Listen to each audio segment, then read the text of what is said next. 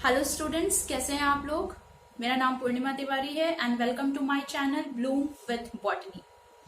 आई hope कि इस crisis के सिचुएशन में, इस पैंडेमिक में जहां हर कोई कोरोना से परेशान है, आई होप कि आप और आपके फैमिली मेंबर्स घर पे होंगे, सेफ होंगे ना। ऐसी सिचुएशन में हमें घर में रहना है, सेफ रहना है, बट इसका मतलब ये बिल्कुल नहीं है कि हम अपनी पढ़ाई छोड़ दें या हम अपने करियर के बारे में सोचना छोड़ दें। तो ये वीडियोस आपके लिए मैं बना रही हूं ताकि आप घर बैठे बेटर तरीके से बॉटनी को समझ सकें, पढ़ सकें। अगर आप नीट एस्पायरिंग स्टूडेंट्स हैं या आप 11th-12th में पढ़ते हैं और आप बायोलॉजी पोर्शन आपने अटेम्प्ट कर रखा है, तो ये वीडियोस आपको काफी हेल्पफुल साबित होंगे। ठीक है, तो पिछले कई सालों से मैं नीट एस्पायरिंग स्टूडेंट्स को पढ़ाते आ रही हूँ एंड सिंस इस लॉकडाउन के समय पे I am not connected with my students face to face, तो मैंने ये एक नया तरीका निकाला है कि मैं उन तक अपने वीडियोस को पहुंचा सकूं और वो मेरी उन बातों को दोबारा से रिकॉल कर सके। कोई डाउट हो, किसी टॉपिक में प्रॉब्लम हो, तो मुझसे कंसल्ट कर सके। तो लेट गेट स्टार्टेड। बायोलॉजी की अगर बात करें तो बायोलॉजी एक ऐसी ब्रांच ऑफ साइंस है जिसमें हम लिविंग ऑर्गेनिजम्स की स्टडी करते हैं। ये सबको मालूम होता है, ठीक है। जो टर्म बायोलॉजी है, ये जो ब्रांच बायोलॉजी है, इसको इंट्रोड्यूस किया है एरिस्टोटल ने। इसीलिए एरिस्टोटल को फादर ऑफ बायोलॉजी कहा जाता है। फर्दर जब हम बायोलॉजी को और आगे पढ़ते हैं तो हमने इसे दो ब्रांचेस में डिवाइड कर रखा है। वो ब्रांच ऑफ साइंस जो प्लांट स्टडीज को डील करती है उसे बॉटनी कहते हैं, और वो ब्रांच ऑफ साइंस जो एनिमल स्टडीज को डील करते हैं उसे जूलॉजी कहते हैं। Father of botany is Theophrastus and father of zoology is again Aristotle. Now, irrespective कि हम plants की बात करें या animals की बात करें, एक बात जो आप सब जानते हो कि ये सभी cells के बने होते हैं। इन सब में common क्या है? They all are made up of cells. तो आज मैं जो lecture start करने जा रही हूँ, that is about cytology. That means the study of structure and function of cell. ठीक है। अच्छा, मैंने ये टॉपिक क्यों चूज किया है? क्योंकि पिछले कुछ सालों में मैंने ये ऑब्जर्व किया है कि नीट में ये जो दो चैप्टर होते हैं आपके एनसीईआरटी के, cell the unit of life and cell cycle and cell division, इनका वेटेज थोड़ा ज्यादा होता है, इनसे ज्यादा क्वेश्चंस आते हैं। इस वजह से मैंने यहीं से स्टार्ट करने का सोचा है। चलिए स्टार्ट करते हैं।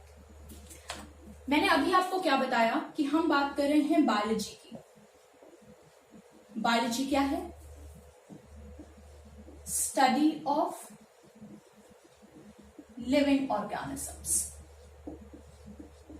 ठीक है, ये जनरल इंट्रोडक्शन मैं दे रही हूं, ये सारी चीजें आप जानते भी हो। जैसे father of biology, father of biology किसे कहते हैं? एरिस्टोटल को।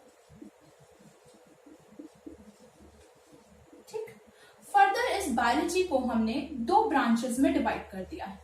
टू ब्रांचेस में हमने इस बायोलॉजी को डिवाइड किया है and those two branches are botany and zoology. Botany क्या है? It is study of plants, और जूलॉजी क्या है? It is study of animals. Father of botany is Theophrastus and father of zoology is again Aristotle. तो this is a general introduction जो हम start कर रहे हैं, और इसके बाद हम अपने मेन टॉपिक पे आएंगे and our main topic is cytology. Cytology मतलब study of structure and function of cell।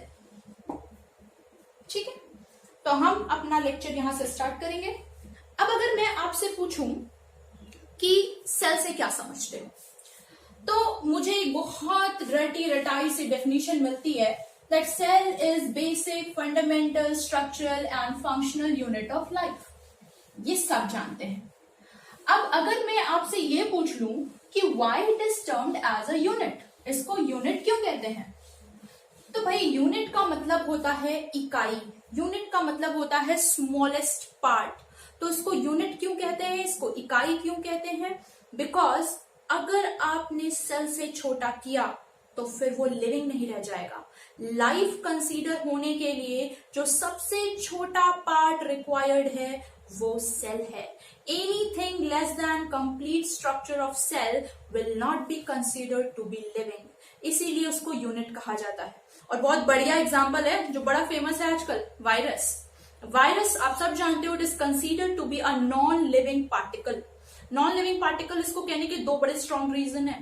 पहला कि इसकी बॉडी में सेल कंप्लीट नहीं होता, दूसरा कि ये होस्ट के बाहर कोई लिविंग काम नहीं कर सकता। Respiration, digestion, absorption, energy production, reproduction, ऐसा कुछ भी ये होस्ट के बाहर नहीं कर सकता। इसका कोई इंडिपेंडेंट एग्जिस्टेंस नहीं होता, इसीलिए ये लिविंग नहीं कंसिडर होता। ठीक है। अच्छा ये सोचो जरा, मालूम भी होगा कई लोगों को कि सेल को सबसे पहली बार किसने डिस्कवर किया था?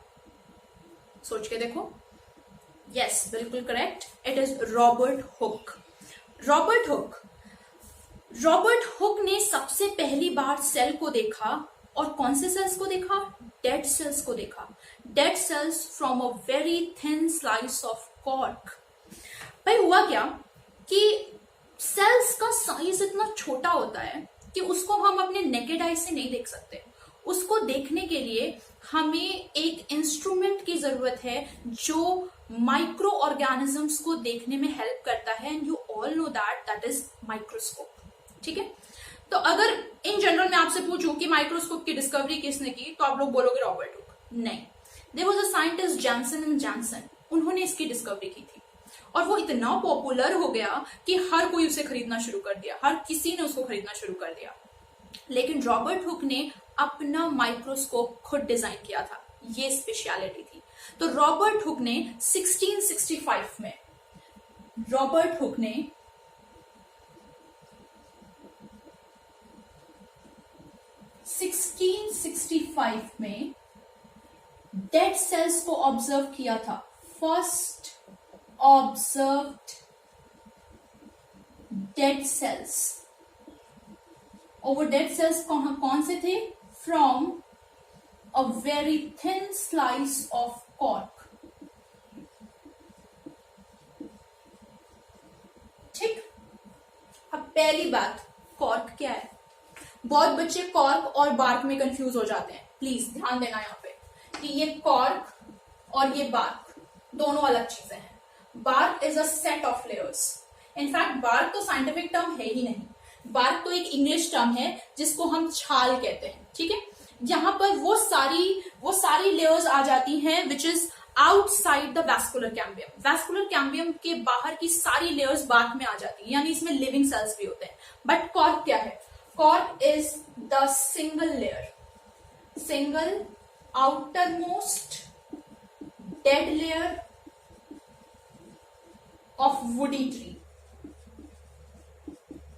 ठीक है। ये सेट ऑफ लेयर्स है, it includes all cells outside vascular cambium. ठीक है। तो इन्होंने इसको देखा था, ये ध्यान रखिएगा। और जब उन्होंने बहुत थिन स्लाइस ऑफ कॉर्क को ऑब्जर्व किया तो इनको एक हनी कोम्ब लाइक स्ट्रक्चर दिखाई दिया। Observed Honey comb like structure like this. इस तरीके का एक स्ट्रक्चर उनको ऑब्जर्व हुआ। ठीक है। जिसमें हॉलो स्पेस था, हॉलो कंपार्टमेंट थे, स्मॉल रूम्स थे। उन्हीं स्मॉल रूम के लिए इन्होंने ही नाम दिया था cell, from a Latin word. उन्होंने एक लैटिन वर्ड का इस्तेमाल किया था। Yes, not Greek word, it is a Latin word cella. इस सेला से डिराइव्ड द टर्म सेल। और इस सेल का क्या मतलब होता है, इस सेला का क्या मतलब होता है? इसका मतलब होता है हॉलो स्पेस और हॉलो कंपार्टमेंट। तो एक्चुअली आप देखो तो उन्होंने सिर्फ सेल वॉल को नोटिस किया था, उसके अंदर तो कुछ है ही नहीं। ठीक है, तो बड़ी इंटरेस्टिंग सी चीज है।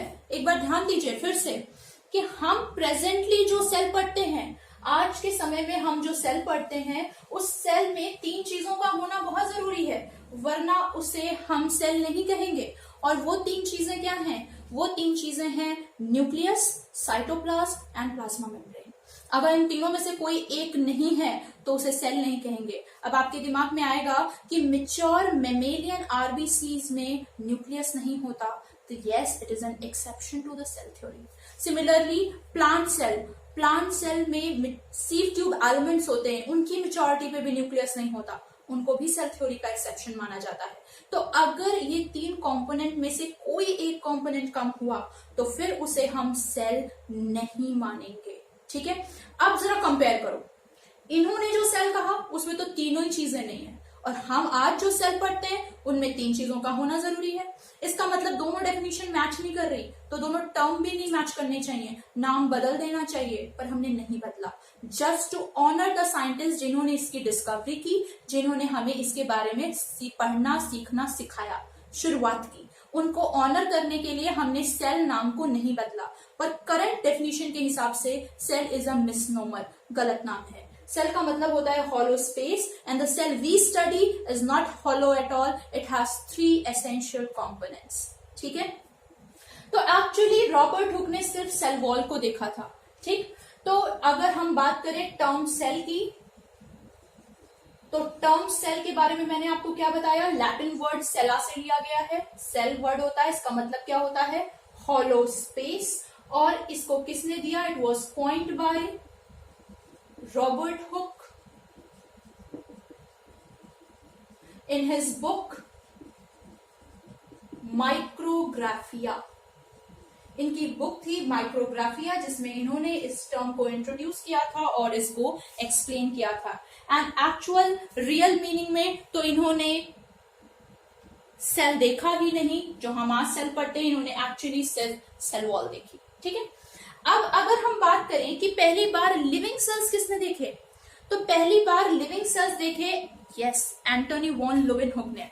एंटोनी वॉन ल्यूवेनहुक जो है वो बेसिकली पता है उनका बिजनेस बटन्स का था, कपड़ों का था, एंड वो उन कपड़ों को बहुत ध्यान से देखना चाहते थे, तो उन्होंने भी सेल्फ डिजाइन किया था माइक्रोस्कोप को, और उनके माइक्रोस्कोप की पावर 250 टाइम्स ज्यादा थी।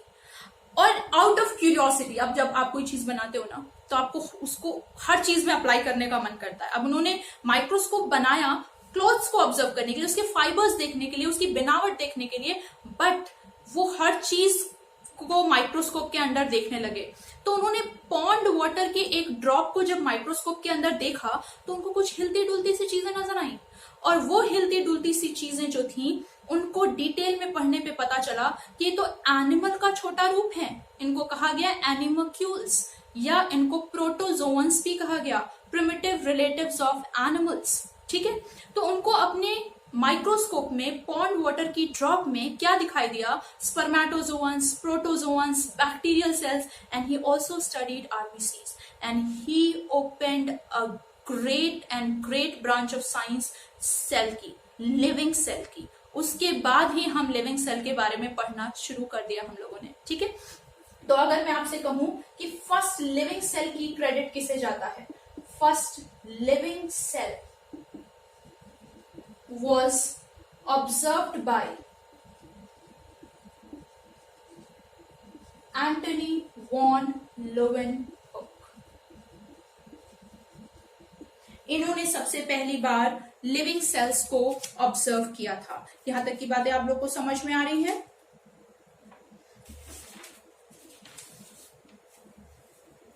ठीक है, नाउ हम 2 साइंटिस्ट की बात करेंगे। Will be talking about 2 scientist, Schleiden and Schwann. नाम सुना होगा आपने। अच्छा देखो, यहाँ पे एक प्रॉब्लम है। मैंने आपसे कहा कि मैं आपके एनसीईआरटी तो कवर करूंगी ही, आपको नीट के बारे में भी एक्स्ट्रा नॉलेज भी दूंगी जो उसमें फ्रीक्वेंटली पूछी जाती है, हम उन चीजों के बारे में बात भी करेंगे। लेकिन नीट के पॉइंट ऑफ व्यू से कई सारी चीजें हमें एनसीईआरटी में बड़ी कॉन्ट्राडिक्टरी सी मिलती हैं। तो इसको लेके बच्चे बड़े परेशान होते हैं, यहाँ तो ये लिखा है, वहां तो वो लिखा, हम क्या करें, कैसे पढ़ें, किस बात को सही समझें, किस बात को गलत समझें। तो जैसे जैसे नीट में जैसे जैसे एनसीईआरटी में जो पॉइंट्स आएंगे, I am gonna explain you, ठीक है।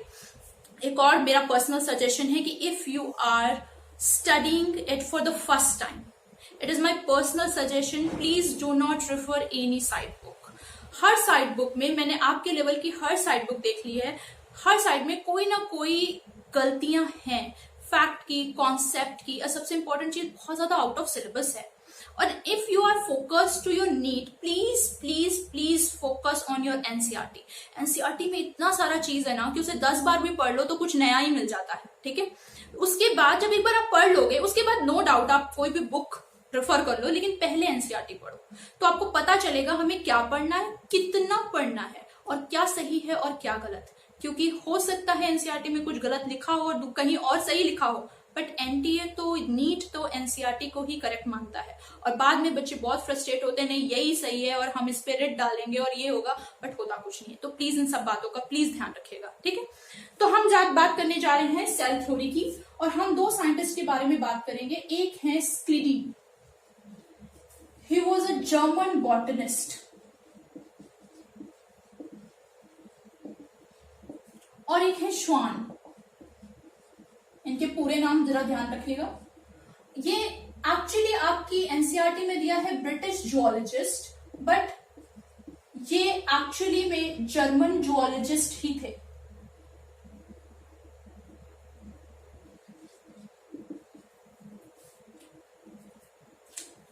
ठीक है, तो एक है Schleiden that is German botanist, and दूसरे हैं Schwann that is British zoologist.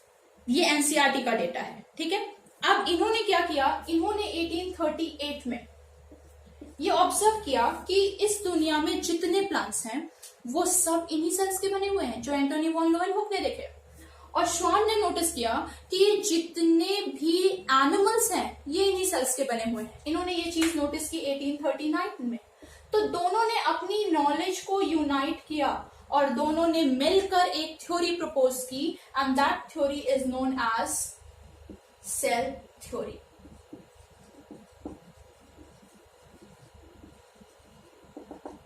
ठीक है, अब इस सेल थ्योरी के कुछ पॉइंट्स हैं। इस सेल थ्योरी में कुछ बातें आती हैं, और वो बातें क्या हैं? सबसे पहली, cell is basic structural and functional unit of life. Cell basic structural functional unit है लाइफ की। यूनिट क्यों है मैंने आपको बता दिया, क्योंकि अगर आपने सेल से छोटा किया फिर उसे लिविंग नहीं कहा जाएगा। बेसिक फंडामेंटल हर लिविंग ऑर्गेनिज्म में मिलता है। स्ट्रक्चरल बिकॉज हमारी पूरी बॉडी उसी की बनी होती है। और फंक्शनल क्योंकि एक लिविंग सेल सारे फंक्शंस कर सकता है। It has the ability of independent existence. तो ये पहला पॉइंट था सेल थ्योरी का। तो सेल थ्योरी के हम, वैसे सेल थ्योरी ने बहुत बातें कही हैं, लेकिन हम सेल थ्योरी के को कंसाइज करेंगे 3 मेन पॉइंट्स में। सबसे पहला point, cell is basic fundamental structural and functional unit of life.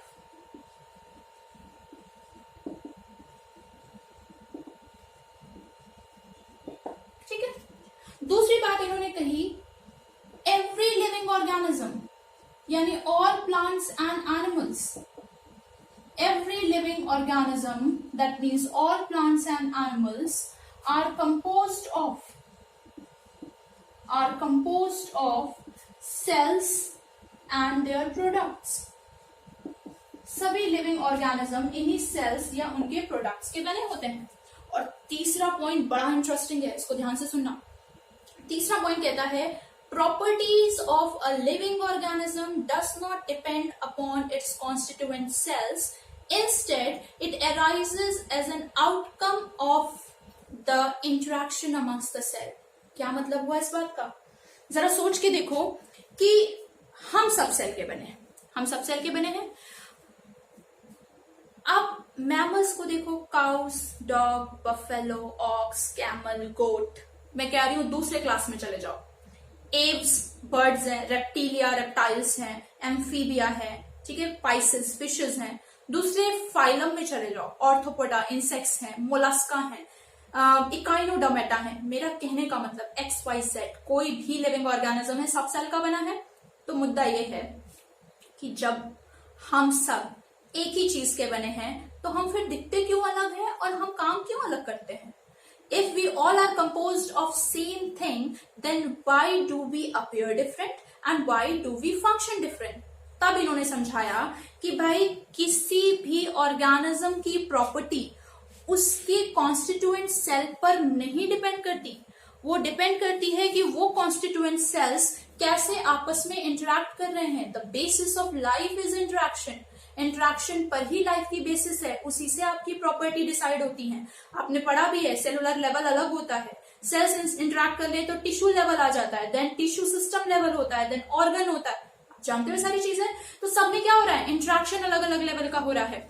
तो अगर सेल्स में कंपोनेंट्स में इंटरेक्शन अलग अलग होगा तो हमारा अपीयरेंस, हमारे फंक्शंस सब अलग अलग हो जाएंगे। ठीक है, तो property does not depend on the constituent cell, instead it depends upon the interaction amongst the cell. तो ये तीसरा पॉइंट हम लिखेंगे, properties of any living organism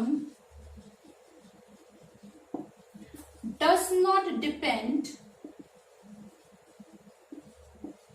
on its constituent cell.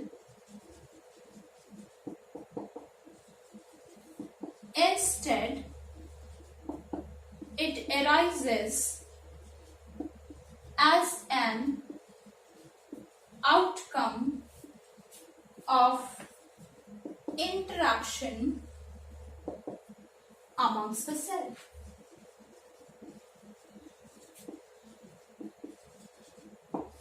ठीक है, इन तीन मेन पॉइंट्स को कवर किया गया सेल थ्योरी में। नाउ इस तीन पॉइंट में जो चीज सेल थ्योरी नहीं एक्सप्लेन कर पाई, यानी जो कमी थी, जो ड्रॉबैक था, वो कमी, वो ड्रॉबैक ये था कि ये सेल थ्योरी ये नहीं बता रही कि नए सेल्स, नए लिविंग सेल्स कैसे अराइज होते हैं। ये बात ये तीन पॉइंट्स नहीं एक्सप्लेन कर रहे हैं। तो कुछ समय के बाद, मैं आगे आपको बताऊंगी, कुछ समय के बाद एक साइंटिस्ट आए, रुडोल्फ वर्चो। रुडोल्फ वर्चो ने क्या किया, ये समझाया कि कैसे नए सेल्स आते हैं from the already existing cells. भाई देखो, इस दुनिया में पहला लिविंग सेल कैसे बना ये तो कोई जानता नहीं है। ये एक हमारा अनुमान है, हमारा हाइपोथेसिस है। इवोल्यूशन चैप्टर में आप पढ़ते हो, जियोलॉजिस्ट ने समझाया कि भाई कैसे बिग बैंग थ्योरी हुई, प्लैनेट्स बने, स्टार्स बने, रोटेशन रेवोल्यूशन स्टार्ट हो गया। और जो हमारा प्लैनेट है अर्थ, सन से इतने परफेक्ट डिस्टेंस पे है कि यहाँ टाइम के साथ लाइफ ओरिजिनेट हुई। जो इनऑर्गेनिक केमिकल्स थे, यहाँ भी पहले बहुत एडवर्स कंडीशंस थी, हॉट बॉइलिंग सूप टाइप। पढ़ा होगा अपने इवोल्यूशन चैप्टर में, ओपैरिन हेल्डन थ्योरी एंड ऑल। नहीं पढ़ा है तो आगे पढ़ेंगे। तो यहाँ पर बहुत ही एडवर्स कंडीशन थी, लेकिन वो जो इनऑर्गेनिक न्यूट्रिएंट्स थे, नाइट्रोजन, फॉस्फेट्स, इनसे मिलकर क्या बने? Nucleic acids, amino acids. फिर वो मिले तो फिर किसी तरह से पहला सेल बना हुआ होगा। लेकिन अब बात आती है कि आज के समय में ये नया सेल कहां से आता है। आज के समय में साइंटिस्ट साफ कहते हैं कि कभी भी लिविंग सेल इनऑर्गेनिक चीजों से नहीं आता। ये लिविंग सेल हमेशा प्री एग्जिस्टिंग सेल से आता है by division, by the process of division. इसके लिए रुडोल्फ वर्चो ने सेल थ्योरी में एक लाइन ऐड कर दी और उस लाइन के बारे में हम बात करने जा रहे हैं। And that line is omnis cellula e cellula. तो रुडोल्फ वर्चो ने 1855 में एक लाइन ऐड की, ओमनिस सेल्यूला ई सेल्यूला। इसका मतलब क्या है? इसका मतलब है all cells arise from pre existing cell.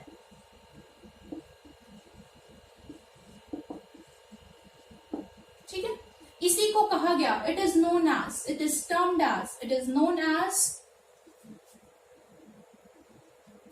Law of cell lineage. ठीक है, अब हमने क्या किया, हमने नोटिस किया कि जब ये लाइन सेल थ्योरी में ऐड हुई तो सेल थ्योरी मॉडिफाई हो गई।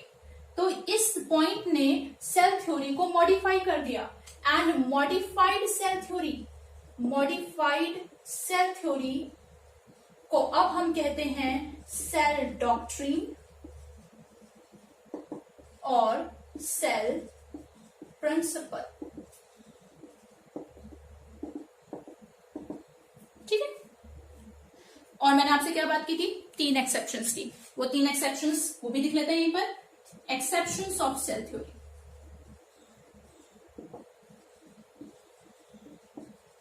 सबसे ज्यादा कंट्रोवर्शियल तो हमारा वायरस ही है। सबसे पहला वायरस के लिए कुछ साइंटिस्ट कहते हैं ये लिविंग है, कुछ कहते हैं नॉन लिविंग है, और फाइनली हम इस बात पे सेटल हो गए हैं कि it is a connecting link between living and non living. तो ये नॉन लिविंग पार्टिकल माना जाता है आउटसाइड द होस्ट, और जब इनसाइड द होस्ट होता है ये तो पूरे लिविंग फीचर्स एग्जिबिट करता है। ठीक, दूसरा मैंने आपको क्या बताया था, मैच्योर मेमेलियन आरबीसी।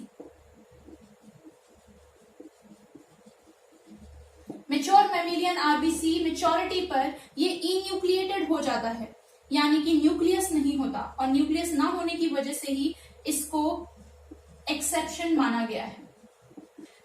तीसरा, mature sieve tube element in plants. Mature sieve tube elements in plants. वैसे तो और भी एक्सेप्शंस हैं, पर फिलहाल ये 3 आपके लिए बहुत ज्यादा इंपॉर्टेंट हैं और इनका आप ध्यान रखेंगे विद रिस्पेक्ट टू नीट। ठीक है, ये 3 पूछे जाते हैं।